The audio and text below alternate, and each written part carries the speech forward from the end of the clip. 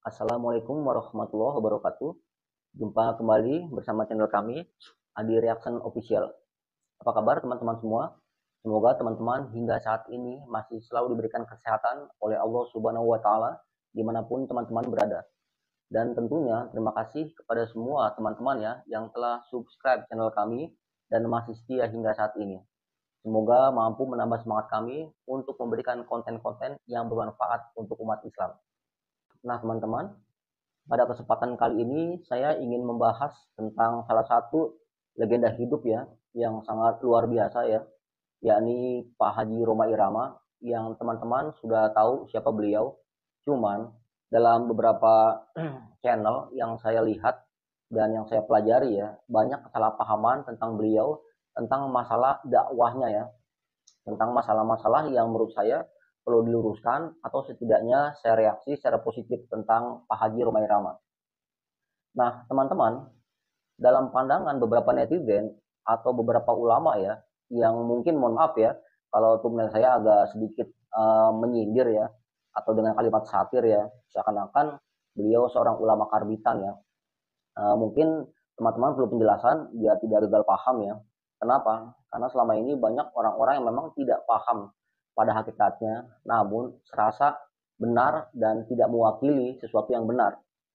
Nah, apabila Pak Haji Rhoma Irama sekarang dianggap sebagai ulama karbitan ya, atau ulama sempalan, atau tidak valid atau tidak kredibel ilmunya di bidang dakwah, sehingga yang disematkan kepada beliau hanya murni sebagai pedangdut ya. Mungkin teman-teman sudah bisa melihat ya bagaimana channel-channel yang memotong beberapa video ulama, ustadz, kiai, dan lain sebagainya ya, untuk memframing Pak Haji Rhoma Irama agar tidak terkena suatu sematan bahwa beliau seorang alim ulama atau seorang kiai atau ustadz ya. Beliau hanya murni dinobatkan sebagai pedangdut. Ini sebagian kalangan yang banyak videonya yang seakan-akan apabila ya yang memberikan suatu pemahaman agama, yang harus memberikan pemahaman tentang Al-Quran, hadis dan lain sebagainya, itu hanya orang-orang khusus yang mempunyai ilmu, yang mumpuni di bidangnya. Nah, di sini saya ingin luruskan ya, bagaimana Islam berpuluh-puluh tahun itu tidak berkembang dan mandek di situ. Ketika banyak negara-negara lain yang sudah maju ya, sudah mengembangkan konsep Islamannya, kita masih jalan di tempat. Kenapa? Karena banyaknya narasi-narasi yang tidak dibenarkan atau tidak diberikan garis lurus ya terhadap para ulama-ulama yang memang sejatinya bukan di bidangnya, namun setiap orang bisa memberikan suatu pemahaman keagamaan, termasuk Bang Haji Rhoma Irama ya. Memang yang di sini yang digarisbawahi, jangan sampai kita menafsir ya yang tidak pada pakemnya para ulama terdahulu, sehingga kita serampangan dalam menafsirkan ayat Al-Quran dan sebagainya. Itu kita paham teman-teman.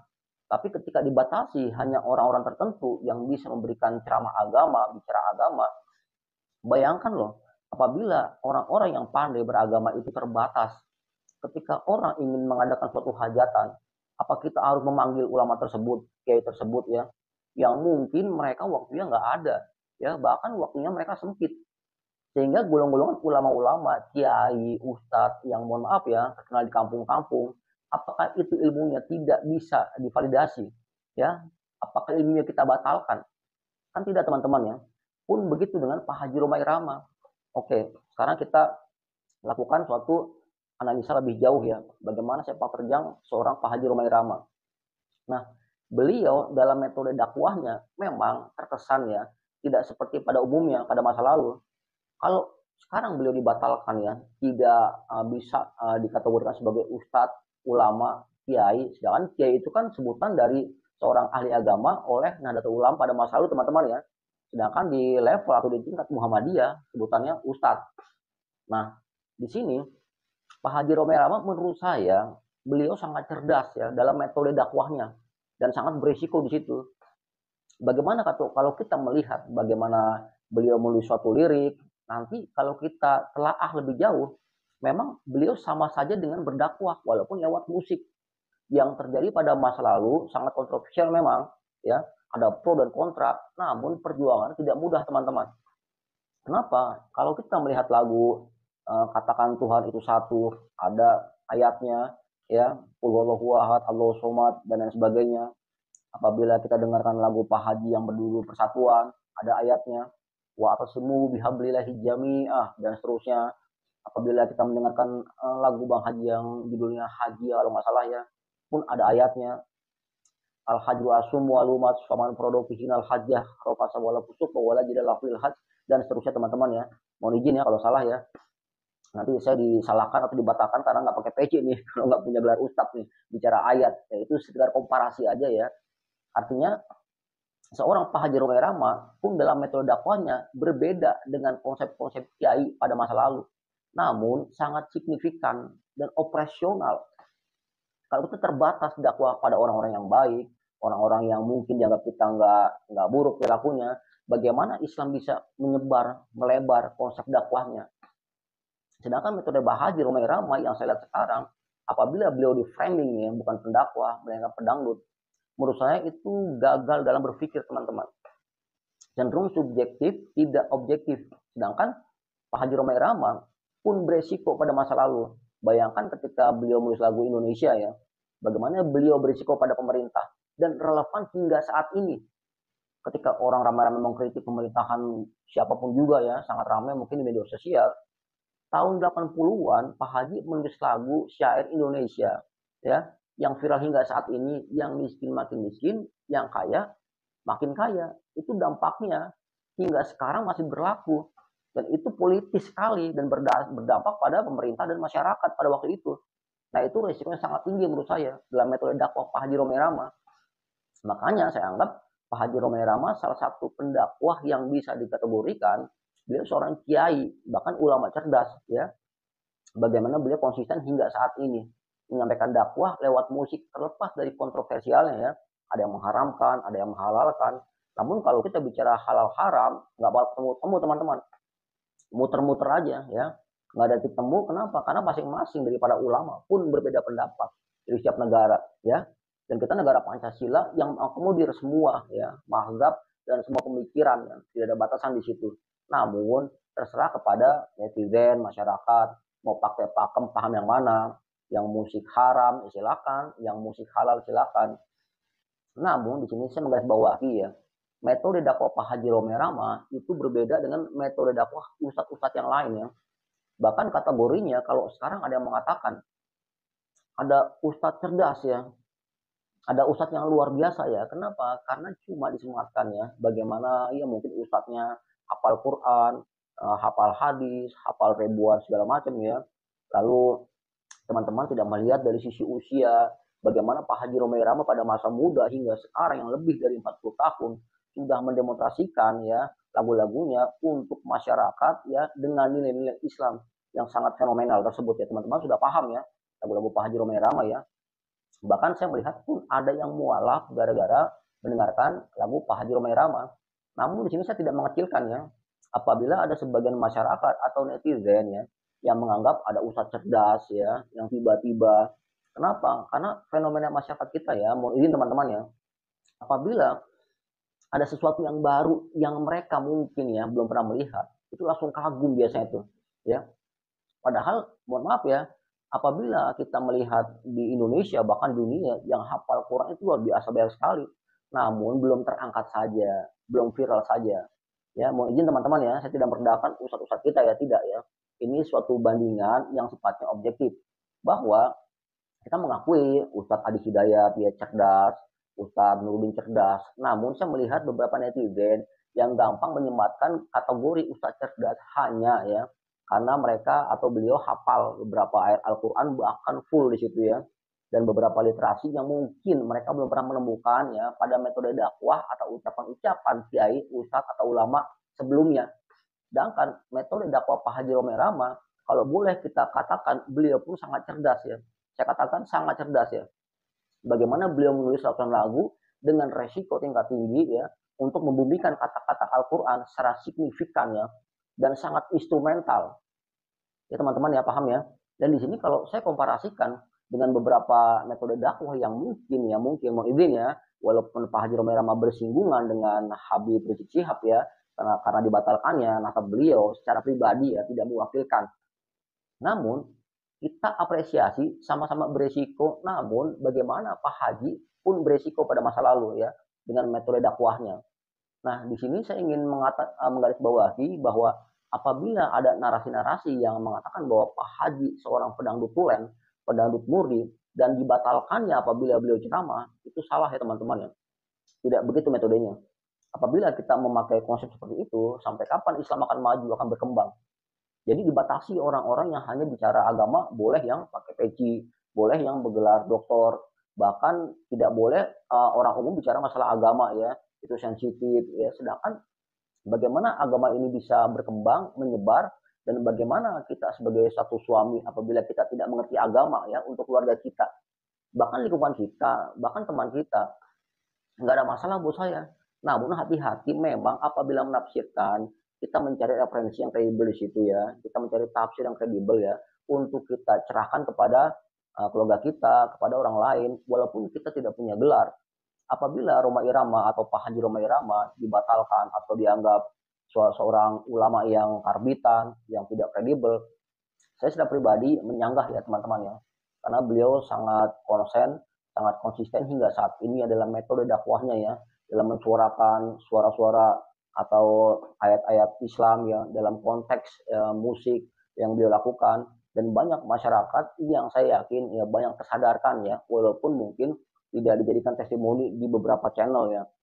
Namun sedikit saya kuatkan bahwa Islam itu apabila ingin dimajukan jangan dibatasi ya oleh pendakwah-pendakwah yang menurut saya bisa dihitung dengan jari teman-teman ya, yang viral, yang ngetop, yang tenar di media sosial. Dan mustahil lah suatu kampung ya dengan ribuan kampung yang ada di Indonesia apabila ingin mengadakan tahlilan harus mengundang ustadz yang viral, ustadz yang kategori cerdas, ustadz yang harus punya label S1, S2, bahkan S3. Ya mustahil juga. Disitulah kita apresiasi ya, kita berikan suatu pembuktian bahwa ulama kiai level kampung pun itu valid ilmunya, bisa diterima ya.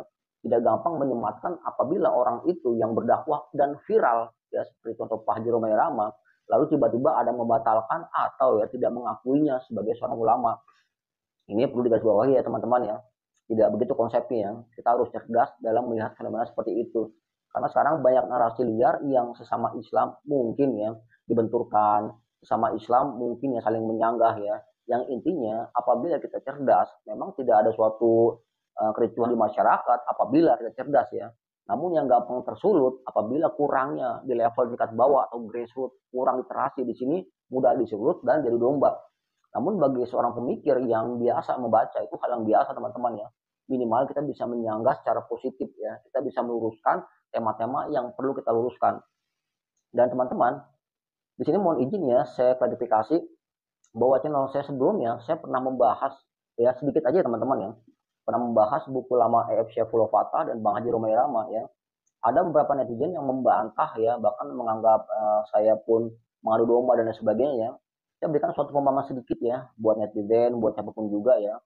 Kita bisa menjadikan referensi ya, menarik kembali masa lalu untuk kita jadikan pelajaran, kita angkat kembali ya.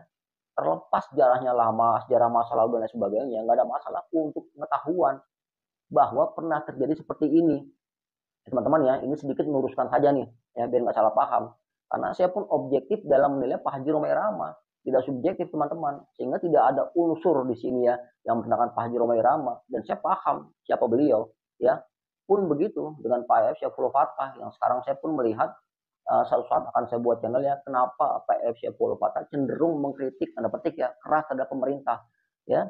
Sedang saya teliti, saya tidak sembarangan bikin konten yang asal ngomong nanti kategorinya hoax ya teman-teman ya. Akhirnya di sini ada hadis yang menarik teman-teman ya sebagai referensi ya. Telah bersabda Nabi SAW, Islam ditegakkan di atas 5 perkara, yaitu mengesahkan Allah, mendirikan sholat, mengeluarkan zakat, berpuasa pada bulan Ramadan, dan mengerjakan haji. Nah di sini saya tarik dari uraian saya yang tadi teman-teman ya. Ketika Pak Haji Rhoma Irama saya anggap bisa dikategorikan sebagai ulama, kiai ya bahkan ustadz, karena beliau ya mengaktualisasikan ya melaksanakan ayat ini teman-teman ya. Kalau di sini ya Nabi Muhammad SAW bersabda bagaimana mengesahkan Allah, ada lagu Pak Haji Rhoma Irama ya, tidak ada Tuhan selain Allah, dan itu sampai ke masyarakat luar biasa dampaknya. Lalu ada juga di sini mengerjakan haji. Pak Haji Romai Rama membuat lagu judulnya Haji, berdampak juga pada masyarakat, ya. Jadi kita tidak bisa melihat bahwa seorang yang bukan ulama, bukan backgroundnya pendidikannya S1, S2, S3, kalau nggak viral mungkin nggak jadi pembahasan. Tapi ketika viral ada yang membatalkan, ya. Kalau dibatas seperti itu, ya mohon izin teman-teman ya, kapan Islam mau maju, kapan Islam mau berkembang, kita sadar, kita paham ya, tidak boleh menafsirkan ayat serampangan, tidak. Makanya di sini saya luruskan ya, kalau bisa mencari sumbernya, referensinya, namun tidak terbatas bahwa kita pun bisa belajar agama sebagai umat muslim, ya. Ya mungkin sekarang saya nggak viral, apabila saya viral sama dihabisin juga ya, nggak punya gelar S1 dalam ilmu agama, berbicara agama. Ini masalah kesempatan viral kadang-kadang teman-teman ya. Lalu apakah kita membatalkan seorang pelawak ya yang sadar meninggalkan dunia lawak menjadi seorang ustadz? Apakah dibatalkan status ustadznya? Ah, pelawak aja jadi ustadz. Kita hargai, kita apresiasi dalam menyampaikan dakwahnya. Ya, mungkin beliau sadar di dunia entertain mungkin banyak aurat, mungkin ada ucapan-ucapan yang mungkin banyak yang tidak berguna, mendolimi orang, cengin orang istilahnya. Lalu ketika beliau sadar menjadi penceramah, akan batal statusnya, ya tidak sah ya sebagai ulama atau sebagai ustadz, sebagai kiai. Kenapa? Hanya gara-gara mantan pelawak atau masih menjadi pelawak atau entertain. Nggak ada masalah teman-teman ya. Kita doakan, kita bersyukur alhamdulillah bagaimana konsepnya dari orang yang pelawak atau pemusik bisa berdakwah metodenya dengan berbagai cara. Tujuannya buat umat Islam. Kalau dibatasi sama orang-orang tertentu saja, bagaimana Islam mau berkembang dan terbatas. Banyak orang yang mau sekolah tinggi di Al-Azhar, banyak orang yang mau ke Arab Saudi. Apakah semua terjangkau di situ? Ya, jadi teman-teman harus paham bahwa ada kategori ustadz-ustadz yang sekarang ya saya nggak langsung dijatuhkan statusnya, dibatalkan, di framing seakan-akan tidak bisa dibenarkan dengan status sebagai kiai haji, sebagai ustadz, sebagai ulama. Ini perlu seharuskan teman-teman ya untuk memberikan gambaran kecerdasan kita dalam menilai ya. Nggak gampang menilai konsep yang menurut saya salah dan itu harus kita luruskan. Minimal kalau kita berbeda pendapat itu hal biasa ya. Nggak usah berbenturan di sini ya. Demikian teman-teman ya, ulasan saya singkat ini ya, semoga ada manfaatnya. Apabila ada kata-kata saya kurang berkenan, saya mohon maaf. Jumpa kembali pada channel kami berikutnya. Assalamualaikum warahmatullahi wabarakatuh.